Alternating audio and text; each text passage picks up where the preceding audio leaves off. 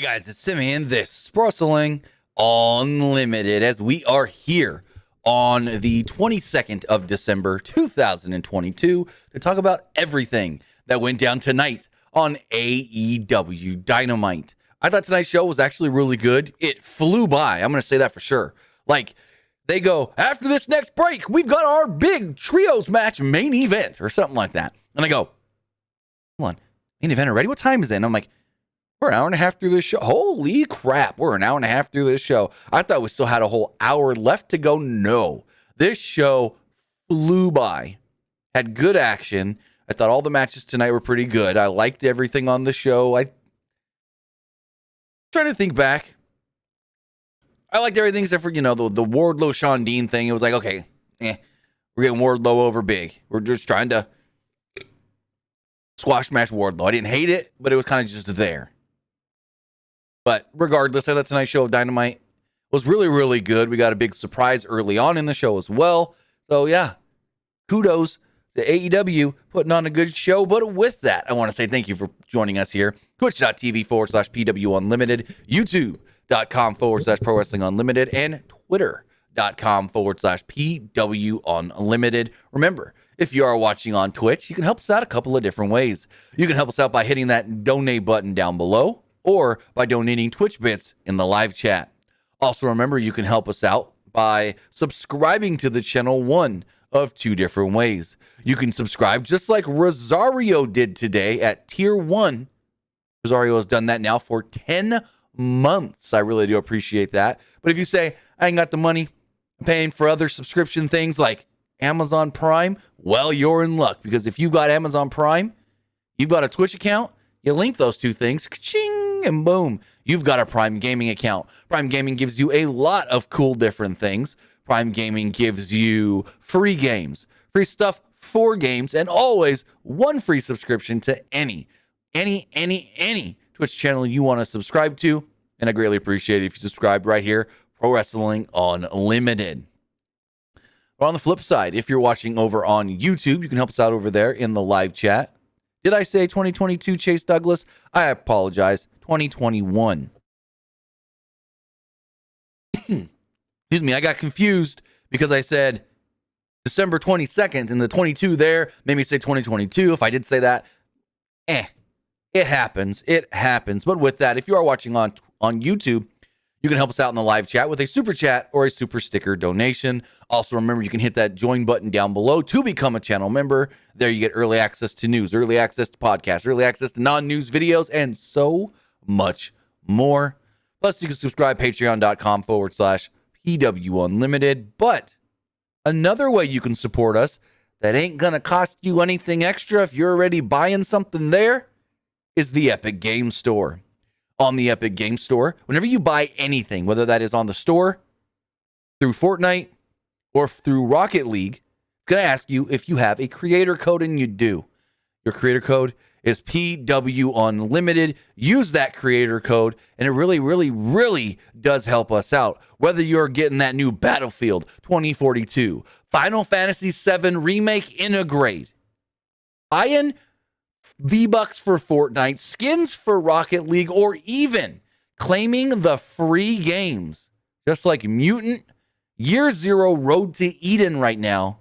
Claim those free games, put in this code, you will be supporting us right here, PW Unlimited. It's super simple. You're doing it on Fortnite. There's a place in the store area where it says you have a creator code. Put this in. If you're buying something on the actual Epic Game Store, right before you hit checkout, on the right-hand side, it's going to say, do you have a creator code? You do, PW Unlimited. And it's the same thing if you're claiming a free game. Yes, claiming a free game, it will still ask you if you have a creator code. And this doesn't cost you anything extra if you're already buying something off the store or, again, claiming that free game. But with that, we've got AEW Dynamite to talk about, as this show, as I stated, pretty good. I thoroughly enjoyed tonight's AEW Dynamite. Taz was once again on commentary with Excalibur and Tony Schiavone, filling in for Jim Ross, who they state will be back next week. Jim Ross, I think, has 4 more... Friday, 2 or 3 more treatments for his skin cancer, and then he should be good. He said everything, he posts updates on Twitter and stuff, and he has said that everything's going well right now, so that's good to hear. They will be in Jacksonville next week, where he's been living, because when they were filming everything in Jacksonville over the last year, Jim Ross said, I don't want to do all this traveling, so he bought a house. He just bought a house in Jacksonville. And that's actually where he's also doing his treatment at the Mayo Clinic down there. So they're in Jacksonville next week. He doesn't really have to, he's got to commute, but he doesn't have to travel. And it'll be an easy job for good old JR. I was glad to hear that he's back next week for sure. Well, hopefully for sure. The opening match tonight was Adam Cole against Orange Cassidy. This went over 15 minutes and was pretty much nothing, to be completely honest. So here's the thing. Adam Cole and Orange Cassidy worked very well together, but the match itself was kind of just a match. There was nothing special about the match. Nothing wrong with the match. Like, no bad stuff. Like, they didn't mess anything up, to my opinion. The match is just kind of there until the end, to be completely honest. So after some silly shenanigans early, they wrestled around for a little while. There were a lot of back and forth exchanges where each man tried to one-up the other, and then the other would get the upper hand, and then the other would get the upper hand. And this went on for quite a few minutes. The heat came when Adam Cole countered a close escape into a backstabber. Orange tried to come back by pushing Cole off the top rope and hitting a swinging DDT for a 2. Now the Young Bucks and Brandon Cutler would come out onto the ramp. So Orange dove onto Cutler, and the Best Friends came out to fight off the Bucks. This distraction was enough to allow Cole to repeatedly throw Orange into the steel steps. And these steel step shots looked a little, that didn't probably feel good for Orange Cassidy. Orange did avoid a running knee, though, and Cole went knee first into the steps ahead of a commercial break. Once back from said break, they had a forearm exchange where Orange did fake strikes. Orange avoided a thrust kick and hit one of his own. Cole then turned to follow this up with Ushigoroshi and got a 2 off of it. Cole landed a pump kick, but Orange countered with a suplex into a stunner. He then hit a diving DDT and got a 2 off of it. Cole hit another Ushigoroshi and a pump kick. Orange cradled him and hit a Michinoku driver and got a 2. He put on the shades and climbed the ropes, but he dove right into a super kick. This was a cool looking spot. I really like this, where he jumped off the top and cool super kick. Or as Steve Corino used to say, super kick! I miss Steve Corino on commentary. Him and Kevin Kelly were so good together. So good. So good.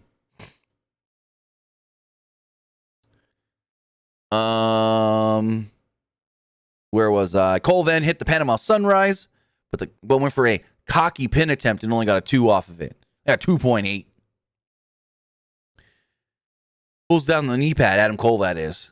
But Orange avoids the boom knee and hit a beach break for another close near fall. He set it for the Orange punch, and Cole rolled to the floor. Bobby Fish then ran out and distracted the official, allowing, the debuting Kyle O'Reilly to take out Orange Cassidy. Kyle looked, I don't know, the way Kyle did his little spin around, it looked a little weird for some reason. I don't know why. It just didn't seem fluid. It kind of seemed like hit, stop, spin, hit, stop, hit, kick, boom. I don't know. It didn't seem fluid as we've seen Kyle O'Reilly do stuff like this in the past. It just seemed a little off. I don't know why, but it just seemed like it was like, move, next move, move, think next move, move, think next move, kick, boom. You know what I mean? It wasn't just like boom, kaboom, kaboom, kaboom, like we've seen Kyle O'Reilly with his Muay Thai judo stuff in the past. But regardless, big pop from the crowd when Kyle O'Reilly did appear. Cole then landed the boom and picked up the victory. After the match, O'Reilly jumped on Orange Cassidy and started pummeling him with punches. Adam Cole pulled them off. Best Friends would run down, and they brawled with the former Undisputed Era, except Cole. O'Reilly and Fish got the advantage and took out Trent with a high-low. They all then stood together in the ring as the Young Bucks walked out, because, they got ran off earlier, and then they came back out now, and they're like, what's going on here? And they get into the ring. They're kind of standing in the corner, and Adam Cole's standing there in the middle. You got Kyle O'Reilly, Bobby Fish on either side of him, kind of looks back at the Bucks, and Matt's giving him this look like, what are we doing here? What are we doing here? And then, Adam Cole leaves with Bobby Fish and Kyle O'Reilly.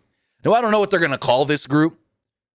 I've seen a lot of different, what's the word I'm looking for, suggestions on Twitter tonight. The Undisputed Elite, the All Elite Era, the Elite Era, Elite Undisputed. I don't know. They can't be Undisputed Era. That's trademarked by WWE. I have no clue what they call them. I kind of want them to just get away from the Undisputed name, because the crowd was chanting right after the match. It was right after the match, because the O'Reilly showed up, boom, boom, boom. Everything went quick there. But the crowd was chanting, Undisputed, Undisputed. And yeah. No, I didn't mean except Roderick Strong. I didn't say anything about Roderick Strong or want to say anything about Roderick Strong, because people ask me, I got like 3 different messages tonight. Oh, so how long till Roderick Strong comes in? Then we get the full Undisputed Era. Not for a while. Roderick Strong this past summer signed a brand new contract with WWE, like right before they fired his wife. Literally, they said, we're going to do this. You're going to be the leader of this new group called Diamond Mine. It's going to have these guys, and your wife is going to be in it, and you're going to have Malcolm Bivens as a mouthpiece. And yeah, so he signs a new contract thinking it's all great. This is the story I've heard, at least. Signs a new contract thinking that's all cool. Great. I'm going to work with my wife. They were on TV a couple times together. And then apparently the story goes, we don't want a female in this group anymore. All of a sudden, your wife has been released. And then all of a sudden, we're throwing Ivy Nile in the group after we said we didn't want a female in the group. So it's like, what are we doing here? But Roderick Strong, unless he gets, and I hope he doesn't, because I don't want to see anybody lose their job, unless he gets released. He's stuck in WWE for, I want to say, at least 2.5 more years, because WWE don't sign nothing but at least 3-year deals. Like, they don't sign less than 3-year deals, WWE. So unless he gets released somehow, and I doubt he's going to say, hey, can I have my release? Because they know what he's going to do. He's going to get his release and go straight to AEW. They're not going to allow that. They're going to say no. And to be honest, I think WWE, and I don't like talking about stuff like this, but I think he might be exempt from releases, because they know exactly what would happen with him. He would get released, go straight to AEW, and get put in a prominent role with the other former Undisputed Era guys. But honestly, I don't think Roderick Strong gets released from WWE at all. I think he's going to have to wait out his contract, just like Adam Cole did, just like Kyle O'Reilly. Here's the thing. When they released Bobby Fish, they weren't thinking, and a lot of people weren't thinking, he's going to go to AEW and be with Adam Cole. Because Adam Cole wasn't even gone yet when they released Bobby Fish. Adam Cole was at a SmackDown in a meeting with Vince when the news came out that Bobby Fish is being released. So them releasing Bobby Fish was kind of just like, yeah, we're just going to get rid of him. But now it's a little more like, ooh, Kyle, he let his contract expire. There's nothing we can do about that. But Roddy, we can just hold him here so he can't go over there and have success. And that's something I can wholeheartedly see WWE doing. So unfortunately, I don't see Roderick Strong leaving WWE till at least 2024. Because if we say he signed a 3-year deal in the summer of 21, then that would be 22, 23, 24. Yeah, 2024 that his contract could be up. And it could have been a longer deal. I don't know. But we know that WWE normally likes to sign guys to 3 to 5 year deals. So next up, they recapped the 60-minute title match draw between Hangman Page and Bryan Danielson. Cool little video package here. Excuse me. Can't stop burping. So we then got a pretty good segment here, I might say, between Adam Page and Bryan Danielson. Tony Schiavone was in the ring wearing an Jacksonville Jaguars Christmas sweater. Sure, I get it. Your boss owns the team. Or your boss's daddy owns the team and your boss helps run the team. Whatever. AEW World Champion Hangman Paige was brought down for an interview with Schiavone. Paige was asked about how close he came to winning before the time ran out last week. He said that after 60 minutes, he was handed back his championship, and he somehow never felt less like a champion.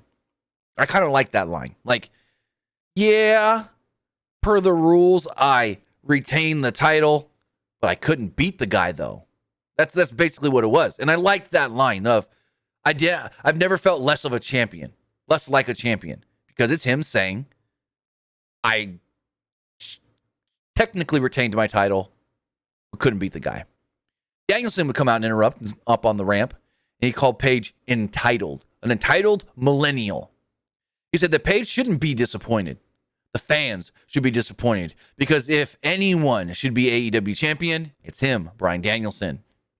Danielson said, I'm not here to cry. I don't complain, but I know I've got my rematch coming up on January 5th. Danielson then blamed his loss on wrestling so much before that match. He's like, I fought Uno and I fought Silver, and I came in with the bum leg a little bit. Like the Silver match, I hurt my leg a little bit. And this and that. So he's making excuses as the heel does. He's like, well, this time, I ain't wrestling next week. I ain't wrestling in 2 weeks. I'm not wrestling until I get my rematch against you.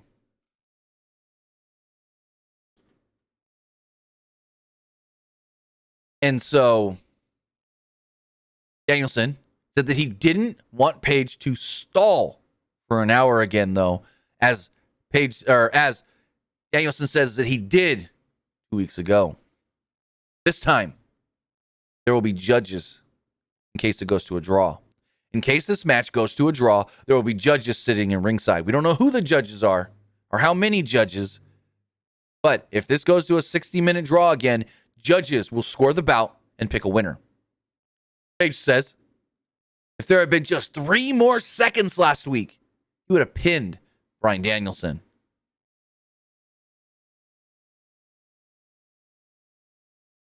Going forward, sorry, I got a message that we're going to talk about, actually.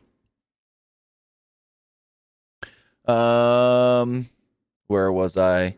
Paige said, this last week I've been thinking of a lot of things. Could we say this next match is no time limit? Steel cage match, ladder match, Iron Man match. No, we're going straight up once again. He said he recommended that Danielson play up to the judges, because that will be the only way he can win.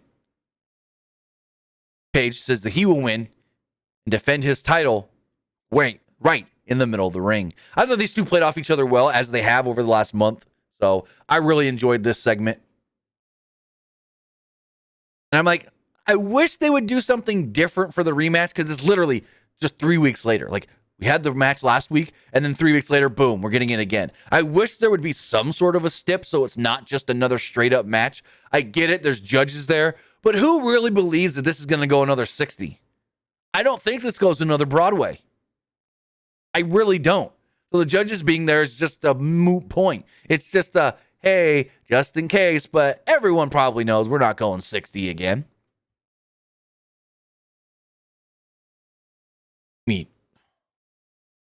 Honestly, this should be like a no DQ or something. That would be fucking fantastic. Since Saturday, you're half right. The finals of the Owen Cup is at Double or Nothing next year.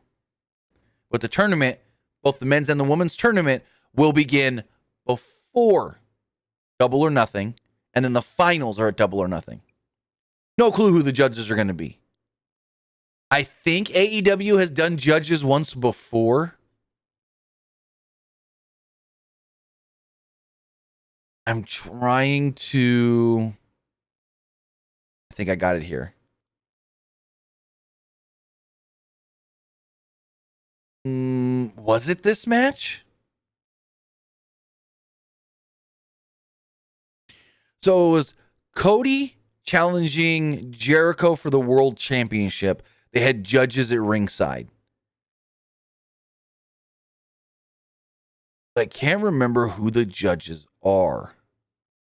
Because here's the press release from AEW announcing that they're going to do judges, but I don't remember who the judges were. Let's see.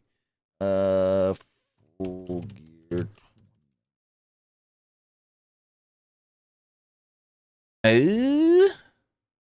Let's see. Judges. Let's go. Judges.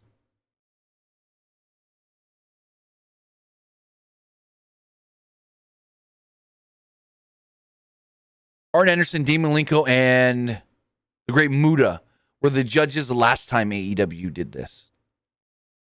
I don't know. And that was before Arn was linked with, I think it was before Arn was linked with, it should have had to have been. Yeah, it was before Arn was linked with Cody because Cody had MJF at the time. So maybe they have the same three judges. I don't know if they would get Great Muta again. They've got Arn there every week. They got Dean Malenko there every week. They would need a third judge. I don't know who, though.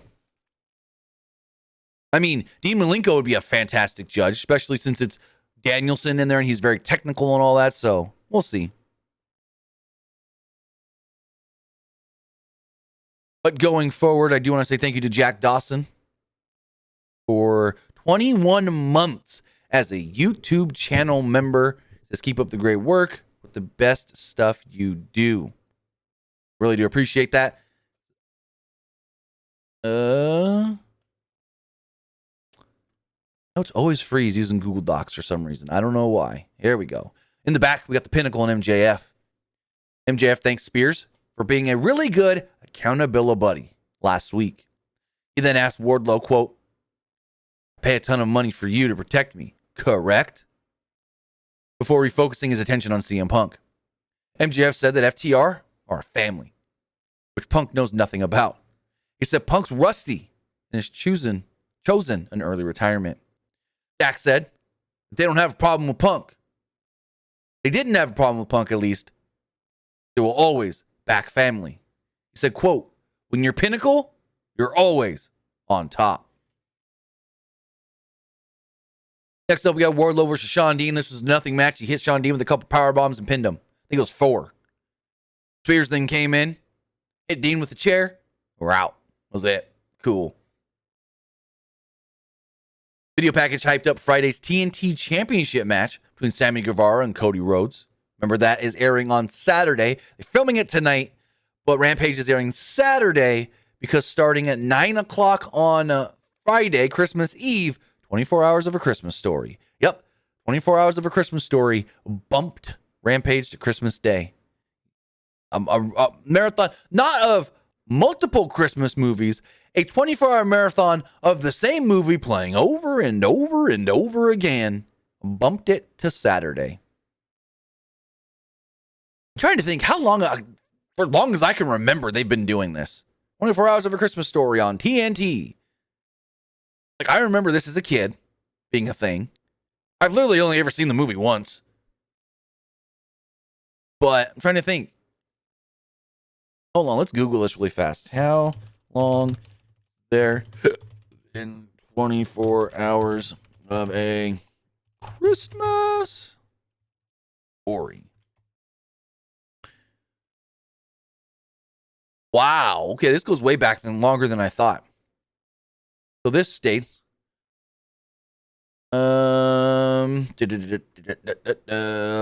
network's 24-hour marathon airing A Christmas Story, which began every year since 1997 on Christmas Eve, runs through the day on Christmas Day, and is the most watched program on cable both days.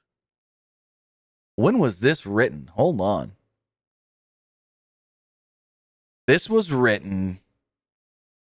and see, there's the other thing I was thinking. Back in the day, I always thought this was a TBS thing. But this year it's on TNT.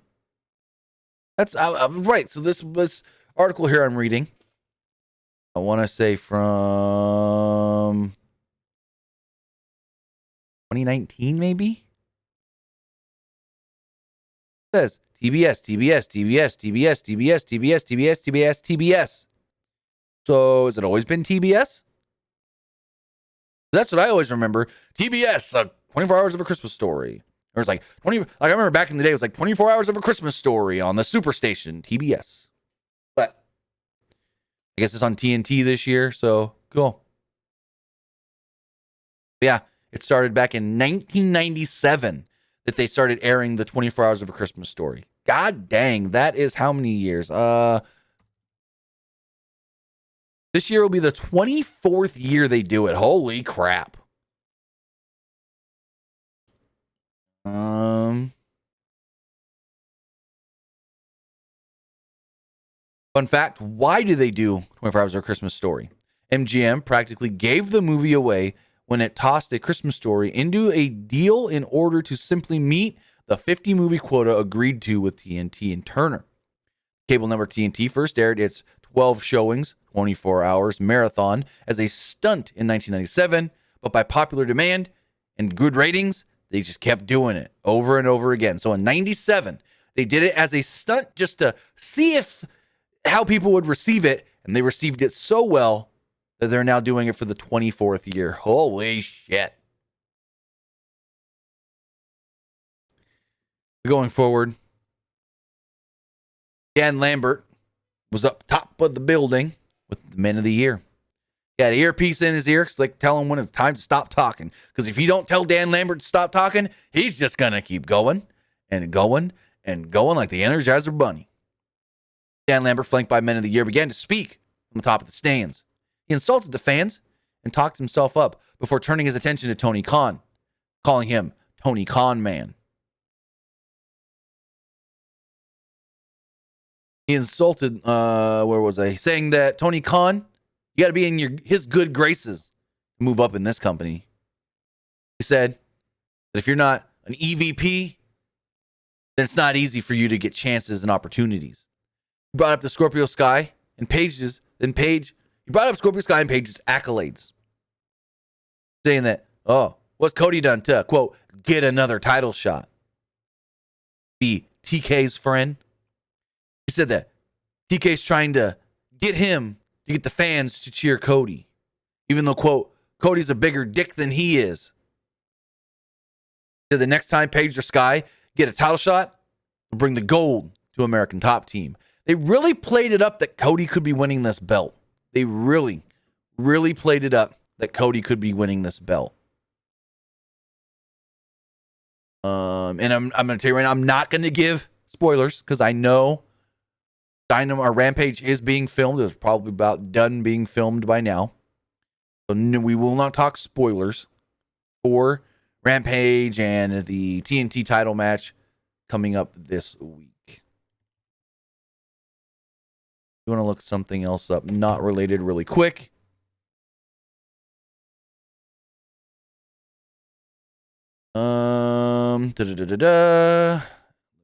This.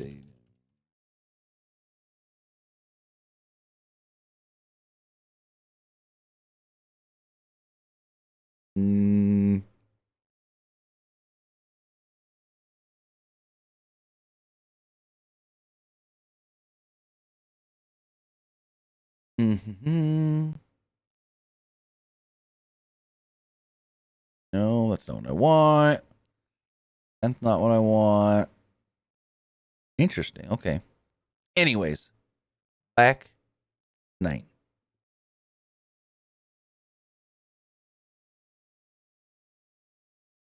So, Britt Baker, Rebel, Jamie Hayter, and Tony Schiavone were in the back having a, quote, Christmas party. Britt said, yeah, we ain't having any more parties in the ring. We know how that went last time. Baker insulted Greensboro, and it was interesting. Here, hold on one second. So the show kicks off, and like, we're here in the great historic Greensboro Coliseum. It's so good to see wrestling fans finally back in Greensboro. And I go, what do you mean, finally back in Greensboro? Like it's been a long time since fans have been in Greensboro? Bro, fans were in Greensboro, wrestling fans, on November 26th for Friday Night SmackDown. They're out here making it seem like they brought wrestling back to Greensboro.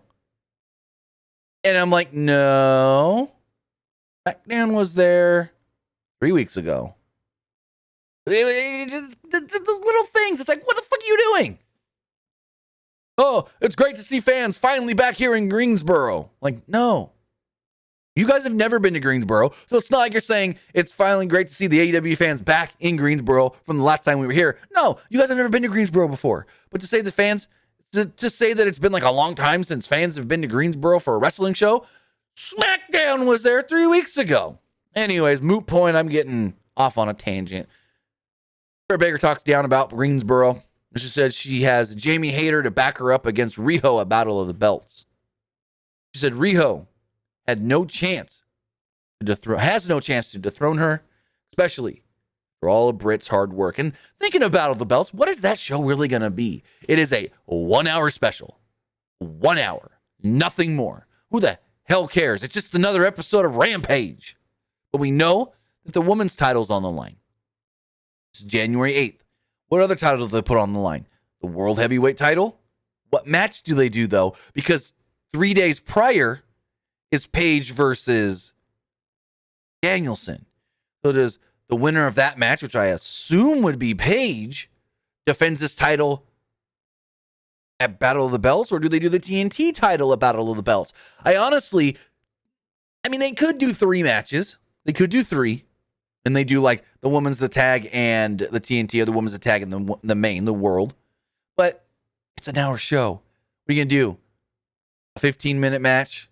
A 20-minute match? And an 8-minute match or something? I don't want to see a sub 10-minute title match. Because it will just, no. So is this going to be a 2-match show? Are there going to be any segments on the show, or just straight up just wrestling? We don't know. And I don't know if they fully 100% know. I assume, because Tony Khan likes to book things in advance and have a plan. But it's just, I'm not hyped for this at all. 1 hour special on a Saturday night. There's plenty more things that I can do better on my Saturday night. It's not like it's a pay-per-view. It's not like it's a 2-hour loaded show. We've seen how bad AEW does on TNT on Saturday nights, with 2 hours of content, with big matches.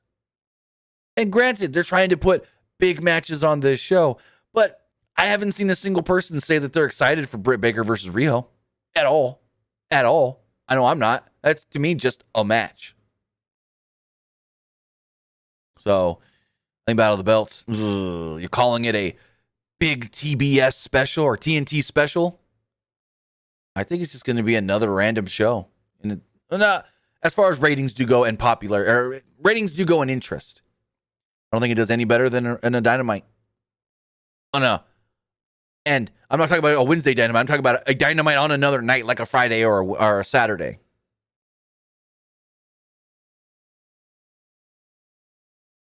Melvin says, why can't AEW Battle of the Belts be 2 hours instead of 1? Beats me. I have no clue. Tony Khan reiterated in a recent interview either yesterday or today, it's a 1 hour show. That's all it is, a 1 hour show. I don't know why they're not giving them more time. Give them 2, give them 3 if it's a big, because they're doing these quarterly TNT specials. Give them 3 hours. It's a Saturday night. What else do you have? Another airing of The Accountant? Fast 5? Wedding Crashers? Hold on. I doubt, well, maybe TNT schedule. Let's see what else is actually scheduled for that night, if it goes that far. Ooh, we're just shy. The TNT schedule only goes January 4th, which is Tuesday. January 1st, the week before, you have hockey. I doubt they have hockey, because they have hockey on January 1st because it's the what do they call it? It's on the tip of my tongue. It's the Blues versus the Wild. It's the Winter Classic or whatever they call it. That's airing on TNT this year. But like other things on that same day. Avengers movies, 3 Marvel movies, a bunch of NCIS and Legend of Tarzan. Like, okay. Nothing special. And I doubt that next Saturday is going to have anything special that they can't bump or pull. It's just going to be another Marvel movie or another airing of The Accountant that we've seen a million times before to AEW. Jack Reacher, Wedding Crashers, Fast 5 that we see often on there. So it's like, I don't know. What are they gonna show us? More Bones and Charmed? Anyways, I don't know why it can't be a 2-hour show. I don't know why it can't be a 3-hour show. Give us pay-per-view quality on TNT. Give us 3 hours. I know people complain Monday Night Raw is 3 hours long. Okay, yeah, every week. But if it's supposed to be a big-time TNT quarterly special, then it needs to be more than just an hour.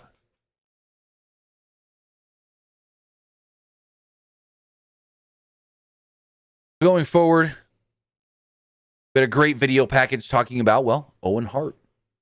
Video package aired with people sharing their memories of Owen Hart, whether that is as a fan or as a colleague. We had Mark Henry, Adam Cole, Matt Hardy, 2.0, Eddie Kingston, Dustin Rhodes, and Sean Spears all speak on what, well, Owen Hart meant to them. Again, whether that is as a fan watching Owen back in the day or as a colleague of Owen's back in the day as well. They stated that the Owen Cup starts next year, early next year, and will culminate with the finals of both the men's and the women's tournaments at Double or Nothing. And speaking of a women's tournament, we got a semifinals match in the Women's TBS Title Championship Tournament. And this match, better than I expected. Ruby Soho and Nyla Rose. Before the bell, Rose attacked Soho during her entrance. She couldn't get her jacket off. Soho's getting beat down. Finally, Nyla Rose rips the jacket off of her. It was like stuck on her wrist for some reason. I don't know if that was supposed to be like that or not, but finally gets the jacket off of her. They go at it for a little while before Soho countered a hip toss into an overhook hold. Rose reversed a trip into an STO before beating down her opponent on the outside. Soho tried to fight back and charged at Rose, but Vicky pulled Rose out of the way and Soho went crashing into the steel steps. After a commercial break, Soho started a comeback with some kicks and a big DDT for a 2. Rose rolled to the floor and grabbed a steel chair, but Soho drop-kicked it into her face. Now, at this time, actually before this match, there was a fan sitting ringside with a very, very, very bad sign that stated, Nyla Rose is this guy's dad, and then there was an arrow pointing to the guy standing next to him. And I'm like, oh my God. You're going to pay all that money for front row seats and bring that? You moron. Well, when I said I got a message I'm going to talk about, I was told that the guy was ejected. The guy was removed from his... I don't know if he was ejected from the building. He was removed from his front row seat. I was told that the man was removed from his front row seat.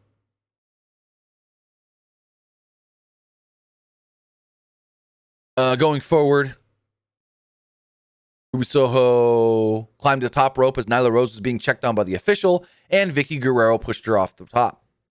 Rose then hit a flying knee drop and got a 2. They had some sort of a strike exchange, kind of. I mean, it looked like they were kind of pulling their punches a little bit, not making them really look that hard. Before Soho locked in a dragon sleeper. Vicky interfered yet again and took a kick for her troubles.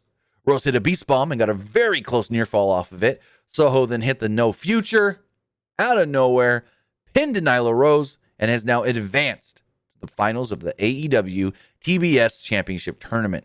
So, Ruby's in the finals. She will now take on the winner of the match between, it's on my tongue, why can't I think of it? Thunder Rosa and Jade Cargill. I think, to be honest, it's going to be Jade, and Jade beats Ruby. Jade, first TBS champ. Jade, first TBS champ. Waylon, don't be dumb. I should time you out for that stupid comment, but I'm not going to. I'm not even going to read your comment here, but don't be dumb, Waylon Way. I should time you out for that stupid comment. We got another video package recapping the feud that I guess is now over between Hikaru Shida and Serena Deeb. Next up, we had Malachi Black against Griff Garrison. Garrison surprised Black with a tope suicida right away. Black cut off the follow-up with a low kick and a takeover into a heel hook. He continued to target Garrison's left leg. Garrison came back with a cracking forearm smash for a 2, but his leg was too injured to follow up. Black teased the kick, but instead locked on a single leg Boston Crab and quickly got the submission victory. After the match, Pillman jumped in because it looked like Black was going to go after Garrison some more, and Pillman got a kick for his trouble. Next up, we send it to the back. Matt Hardy was backstage with Private Party. He congratulated Jurassic Express on once again becoming the number one contenders for the tag team titles. I'm like, gee, how many times are these guys going to be the number one contenders? Like, give it to somebody else. But then Matt started going on, talking about how Isaiah Cassidy is going to take on Jungle Boy, and if Isaiah Cassidy beats Jungle Boy, then Private Party will become the top contenders. No. I didn't know a singles match counts for tag team rankings. And then Matt says that Isaiah Cassidy's going to pound Jungle Boy's ass. Or he said, in that match with Jungle Boy, Isaiah Cassidy going to pound that ass. And then it's just weird hearing Jungle Boy say ass multiple times. Jungle Boy's like, oh, you're going to pound my ass on Rampage?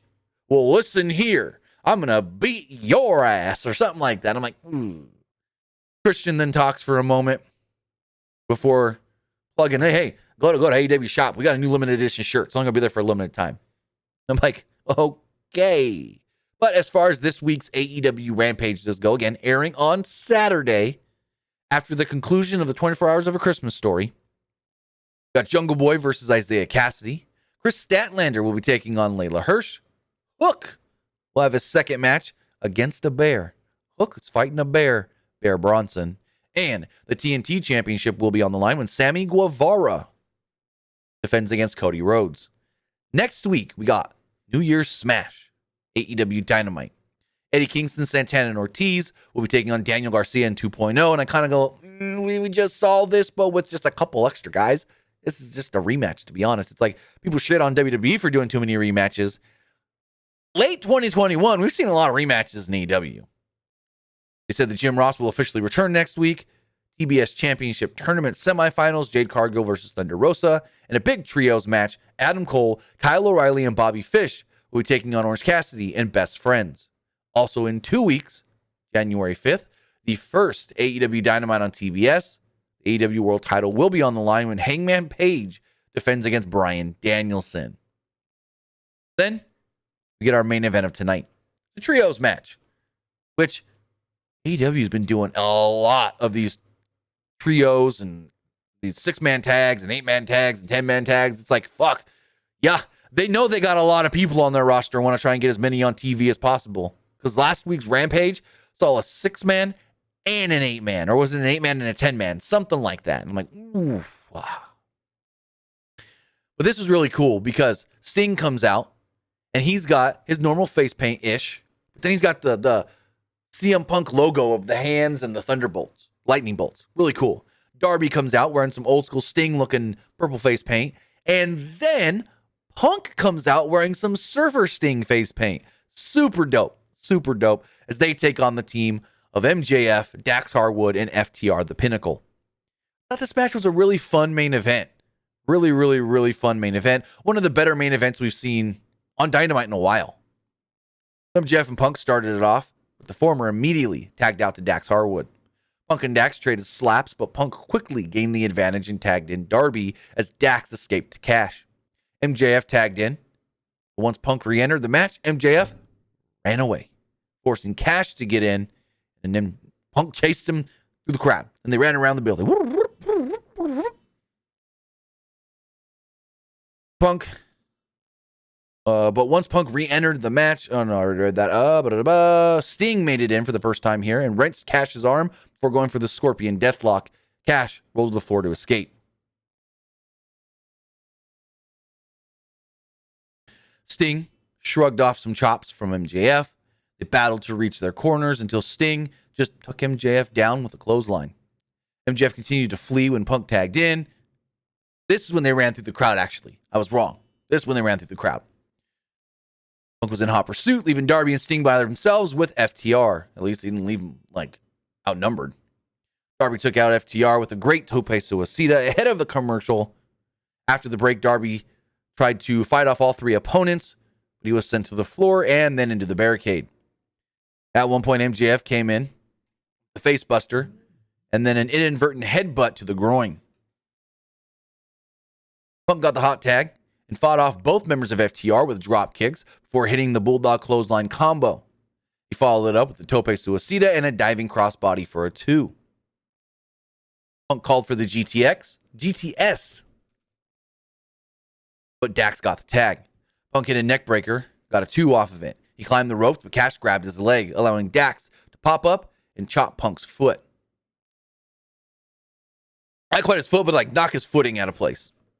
I wrote that way wrong. Dax hit a superplex, and Cash landed a top rope splash for a near fall. Darby took out Cash with a wild crossbody to the floor, and Punk rolled up Dax for a 2. Then there was something at the timekeeper's area, but they didn't catch it on camera, so it's like, oh, what happened there? I don't know. Dax and Punk traded forearms in the center of the ring. Punk went for the GTS, but FTR countered into a big rig, forcing Sting to break up the pin. MJF hit a DDT on Sting, but the big man popped up, stooped Punk from escaping the ring. Sting sent MJF over the top rope onto FTR. MJF landed literally right on his head on the floor. Oof, that looked like it hurt. Sting then hit a top rope crossbody on all opponents on the floor. Yes, this 60-something-year-old man jumped from the top rope to the floor. Punk tagged in, called for the GTS. Dax pushed MJF out of the ring and took the bullet. Dax took the GTS, Scorpion Death Drop, and the Coffin Drop. Punk covered for the win. But here's the thing. Did Dax ever actually tag in? I could be wrong in thinking this, but I never saw Dax tag in. I guess when he pushed MJF out of the ring, that's considered a tag? Whatever. The 3 baby faces celebrate, and the show goes off the air. That was it. That was AEW Dynamite. A pretty good show, in my opinion. Lesson Saturday in the chat says just do trio titles. They do 6-mans all the time. That was the plan in early 2021. So in February of 2021, there was supposed to be a Jericho Cruise. The Jericho Cruise was where they were going to crown Trios champions. Jericho Cruise got canceled, moved to October, and yeah. So there was a plan for it, but it just never materialized.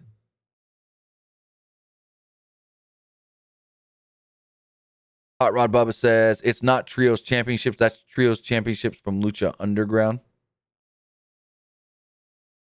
Hot Rod Bubba, you're wrong. That's not what Sin Saturday said. Sin Saturday just said, let them do. Why don't we have Trios Championships? Since we're already doing a bunch of 6-man tags. And we've got a lot of groups and factions and stuff in AEW already. So I'd say it's well overdue. Well overdue. And it would be something different that I think only in America ROH has. I don't think any other mainstream company in the United States has trio championships or 6-man tag titles other than Ring of Honor. But with that is what I thought of AEW Dynamite. Now I want to know what you guys think of tonight's AEW Dynamite. Remember, you can put your super chats in the YouTube chat to make sure your comment, question, or concern does get read live on the air, or you can text in to 510-906-1341. Again, that's 510-906-1341.